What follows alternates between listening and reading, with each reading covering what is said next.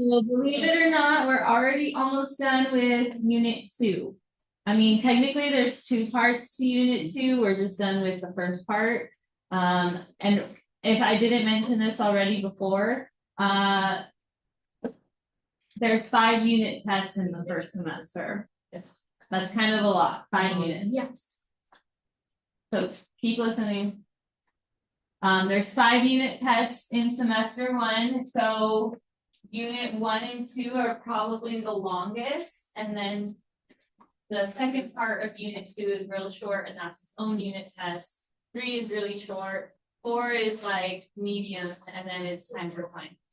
So semester 1 is the most like jam-packed, and you just kind of have to be doing your job in here whenever we are in math lab and actually trying to learn.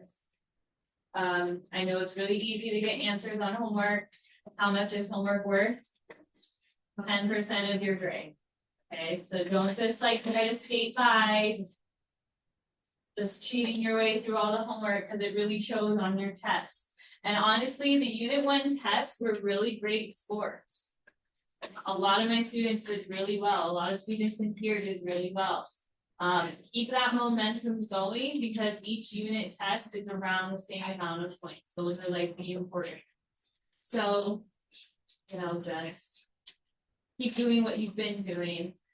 Today we are doing lesson 16, or we already did lesson 16. So you should know how to solve by elimination now. You should already know how to isolate variables and plug them in and things like that. We are there. So Ian, stop talking. We have this practice to see what you retain from the lesson, and these homeworks tend to be higher level questions than what you might see like in IXL. All right, so that's why I don't just assign you IXL as homework. I make IXL extra credit and like an optional thing you can do if you're still struggling. These are more like what you'll actually see on a quiz or what you'll actually see on your test. These don't just say, what's my final answer? Like you can't just plug in all of these into Desmos and get the answer. Like you have to know the steps. So do them. This one's the one for today, 80% or higher. But then other things that you should be prioritizing when you're done.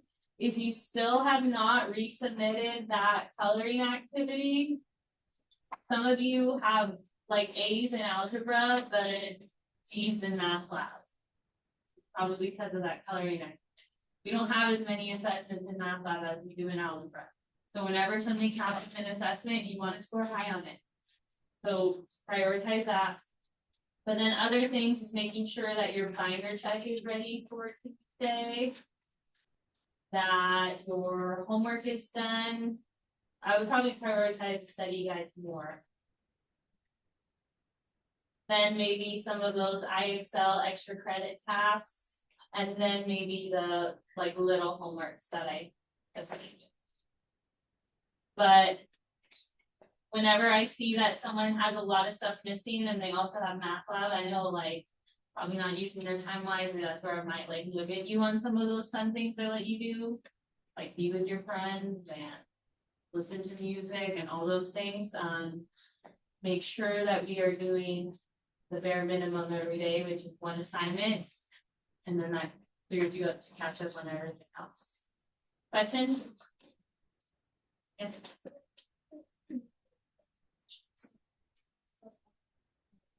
Yeah, you can ask questions on like anything math related at any time, really. But yeah, I usually check in like the last.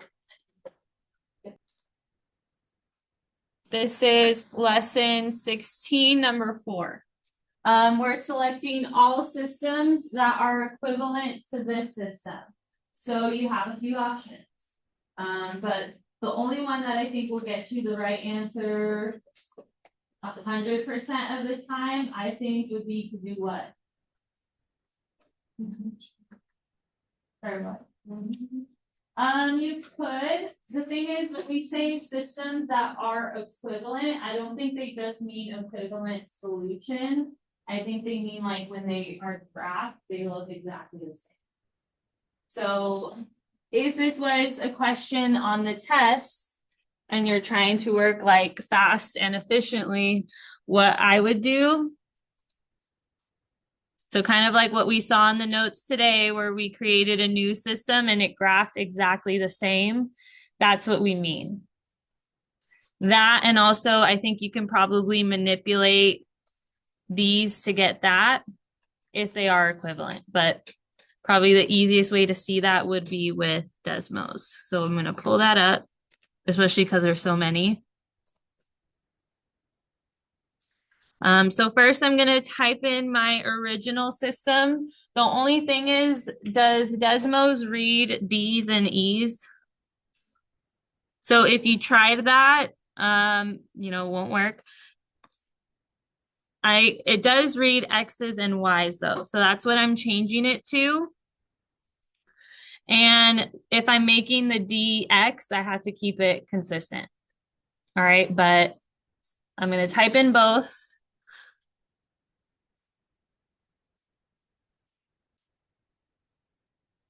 And any system that is equivalent should overlap this one. All right, I'm gonna just go option by option. So 12x plus 9y equals 33.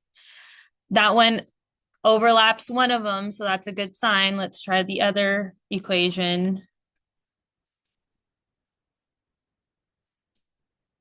Does that one overlap the other line? So it doesn't, because I can still see the blue line. So this system is not equivalent to that one. Don't pick this one. It has to overlap completely. I should only see 2 lines, even though I have 4 graphed. So it can't be the first one. Let's try the second one. So I have 6x plus 4.5y equals 16.5. Overlaps one of them. So now I have to check the other. All right, does this one perfectly overlap? So then do pick that one. And then you'll do the same with the rest.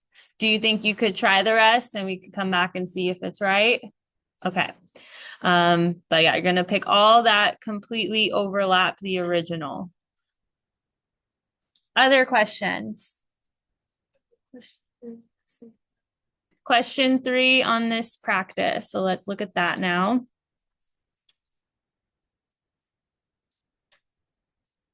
Okay, so Andre and Elena are solving this system.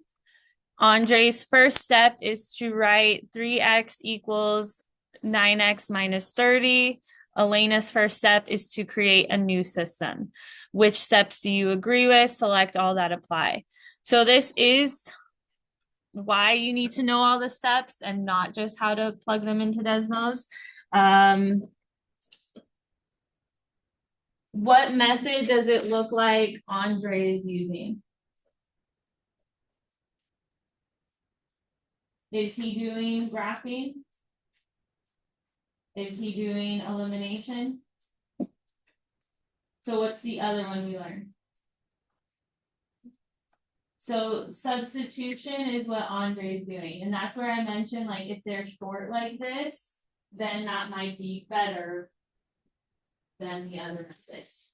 So he's taking what y equals, which is 3x, and plugging it in for y on the other. And that's what he's getting right here. That's substitution. It looks like Elena, she created a new system. The second one's the exact same as the original. The change from this one is what happened. How did this one change from the original one to you? How can I go from y to 3y?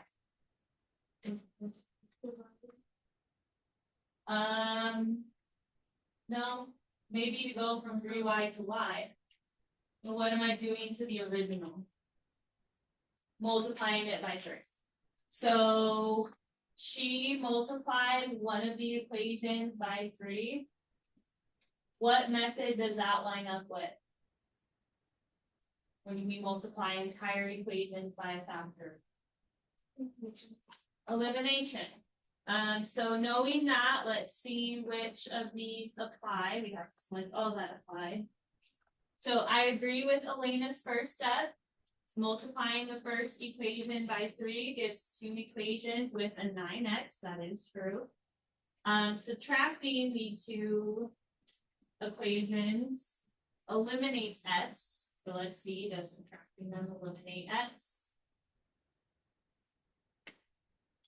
All right, what's 9x minus 9x? So it does eliminate the x, making it possible to solve for y. Afterwards, we can use the value of y to find x. Does that one sound good? That's exactly what we did today in algebra. So I would pick that one. I agree with Andre's first step. The variable y is equal to both 3x and 9x minus 30. Writing them equal to each other makes it possible to solve for x. Afterwards, we can use the value of x and y. I agree with that. That is what we did in substitution. Neither of them did anything wrong.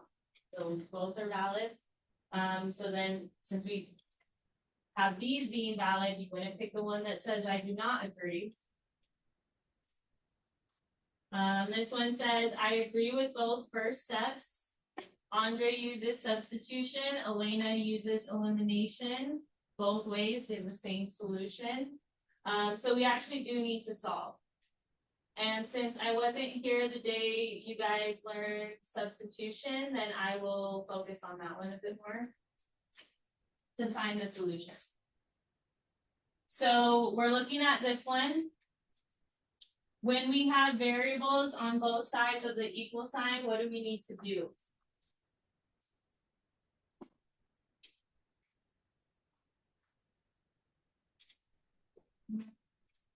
So it's just one single equation that we're solving right now. And we want to isolate the x, but the x is on both sides. I need to move it to one side. Doesn't matter what side I move it to. It doesn't matter which side. Pick the smaller one. Up to you. It doesn't matter. If you move the smaller one, it's less likely you'll have a negative. So that's what I'm going to do. How do I cancel this 3x? Whatever you do on one side of the equal sign. So then I get 0 equals, because that is 0 and there's nothing else there, so you do have to write the 0 this time. What's 9x minus 3x? And then I'm bringing this down. We're not doing anything to it yet. And now it's just isolating the x. So table 5. What do I need to do to get the x by itself? Should I do that first?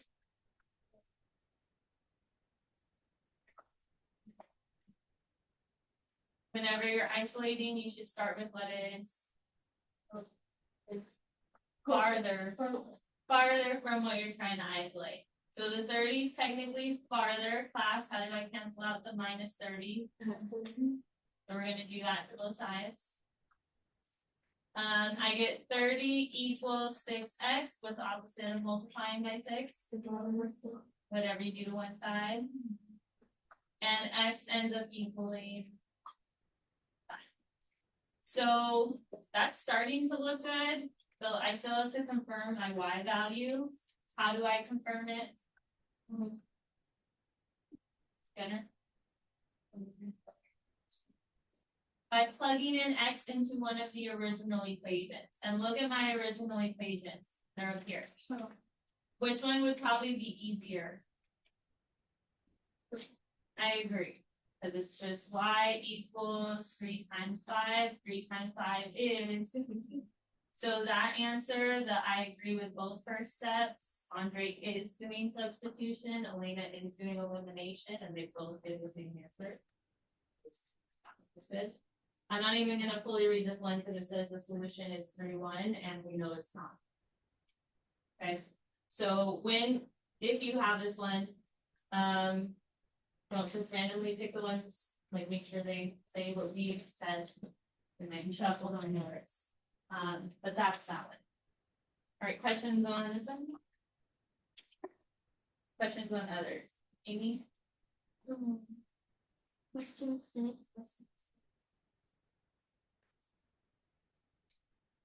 One second.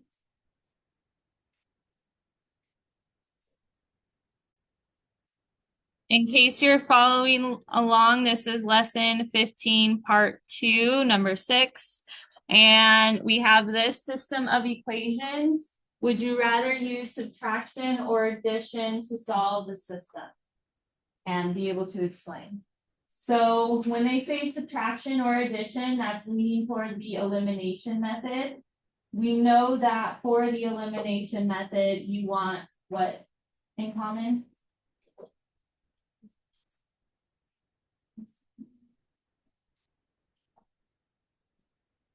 You want a common coefficient. Do I have that in this one? Yeah. In front of what variable? Both. So it's your choice. Would you rather add or would you rather subtract? So let's see what this says. I would rather use blank because it eliminates y. So if I want to eliminate the y, would I add or subtract? Add because they have opposite sign. So addition, because that would eliminate the y. If I want to eliminate the x, how do I make that become 0? You do 7x minus 7x. So again, that one would be subtraction. Make sure the key is right. And yeah. So it's your choice for that one. If you wanted to solve it. All right, other question? Hudson?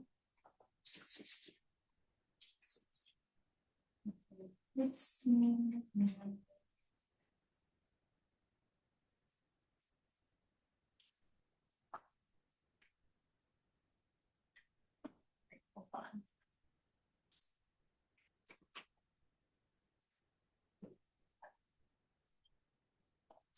Okay.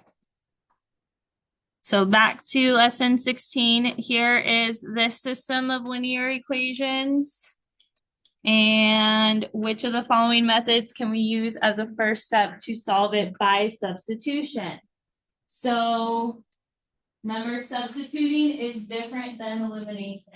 For substitution, we want one of the variables to be isolated, and it doesn't matter which one. But again, you want to work smarter, not so no common coefficient, anything like that for substitution. We just want to isolate one of the variables, and we usually focus on one that's already mostly by itself. So like, which one is already mostly by itself? In either of these two.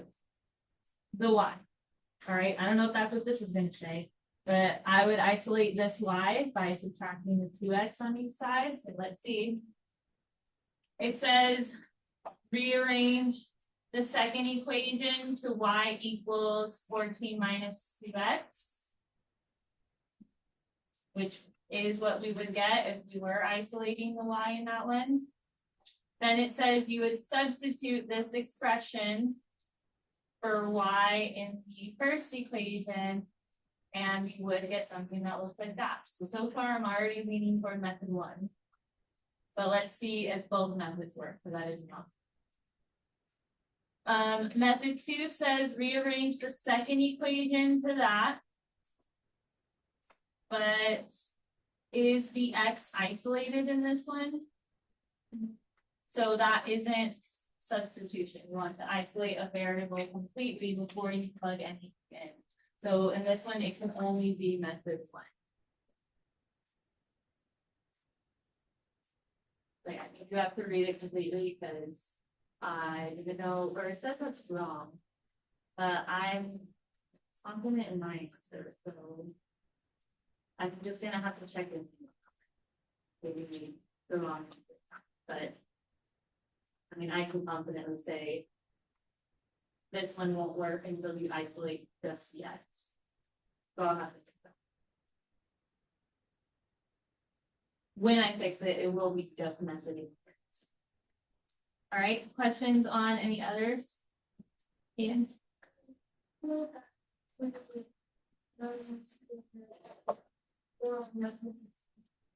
Or on lesson 16, okay. So we started it and now we're gonna see if it's right, or do you have like a specific question? Do you have like a specific question, or we just wanna see if we're right now? Okay, which ones did you pick?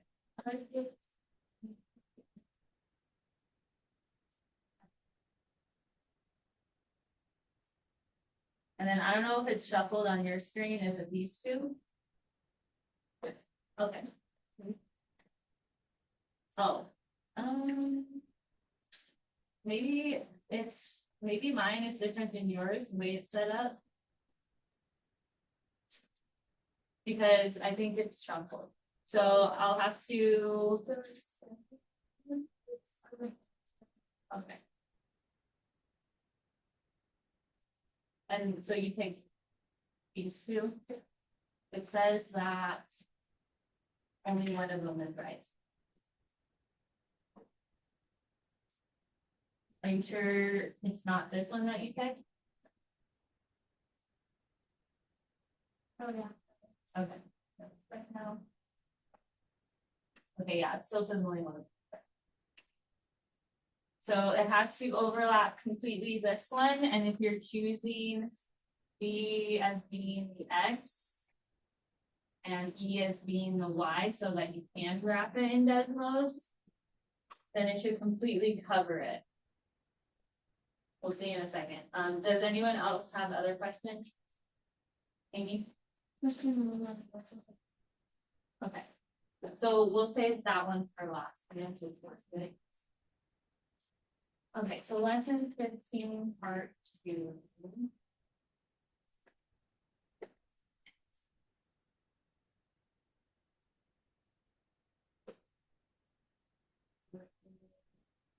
So question 1.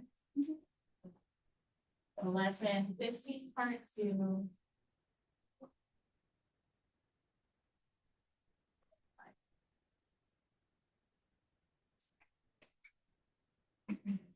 Okay. We are solving this system without graphing. So we will actually solve it without graphing. Can I do elimination on this one? I can. Would I need to add or subtract to eliminate one of the variables? You would add because the y's have the common coefficient and they're opposite signs. All right, so same sign subtract, these are opposites, so you're not going to subtract that. So then class, what's 5x plus 10x? What is 8 plus 46? 54. And what is opposite of multiplying 15? Whatever you do to one side, do the other.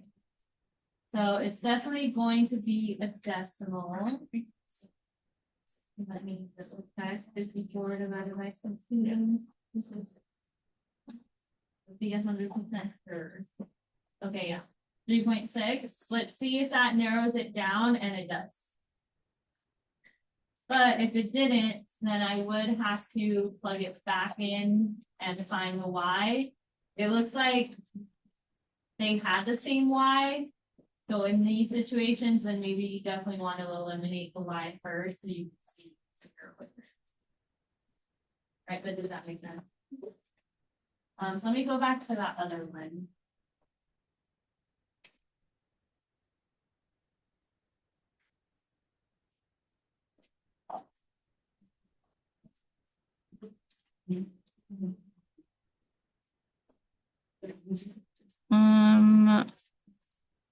Okay, let me pause this.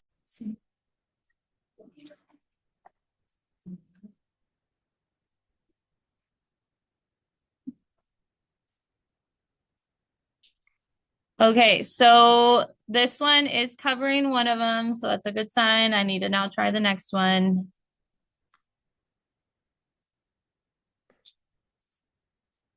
And that one's covering it, so you do have to pick that one as well.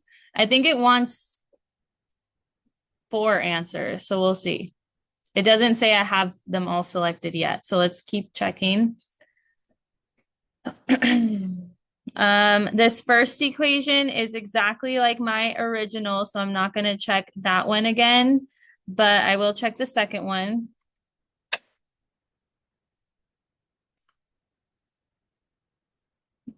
And that one doesn't overlap, so I won't pick that one. Next one I'm trying.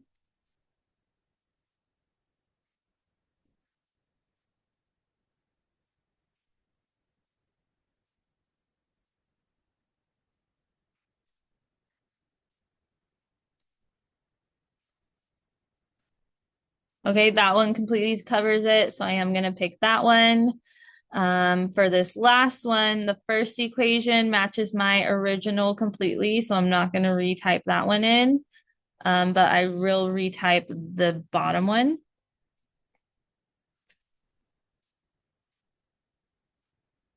And it does not cover it. So I'm getting that it's these 3 answers. Hold on, it still says one of them's wrong. So let's see. It says we're missing that one as an answer. So I think I already confirmed that one to not be correct though. I'll try one more time.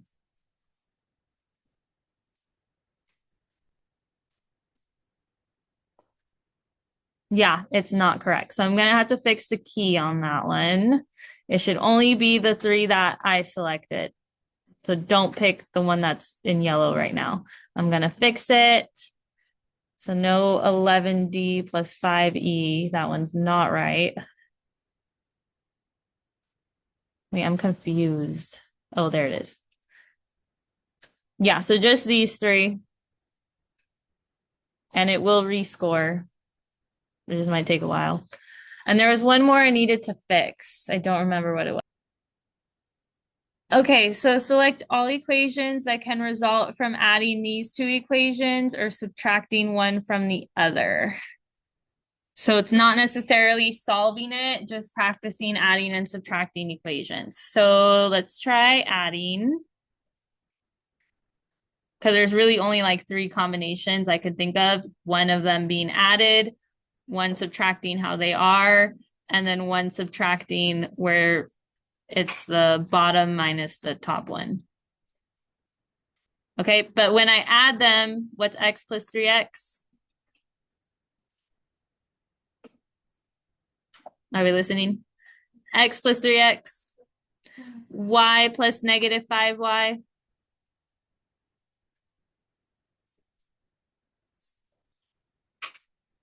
So it's like 1 plus negative 5. So negative 4y. 12 plus 4. And that matches this one. Now I'm going to try subtracting them in the order that they are already in. What is x minus 3x?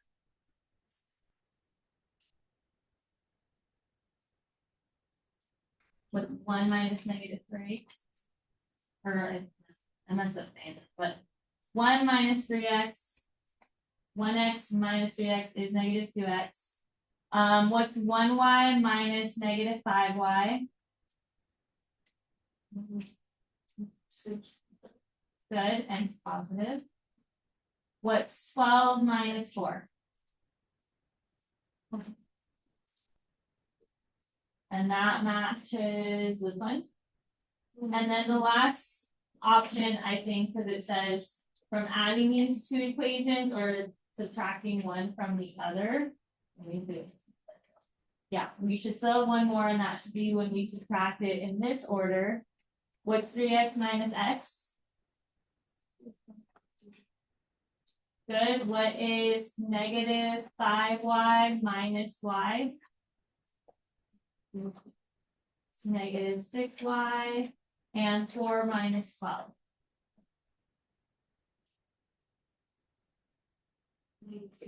Negative 8, and that matches this. Those are the only ways, because you get the same thing when you add or subtract. You can switch the order in subtraction and get different answers. So that's, you can only have a maximum of 3 answers. Good on that one? I think that's all we have time for. So if you have other questions, you know, I don't know, maybe write them down, ask me on Monday. Monday we have a short lesson, so you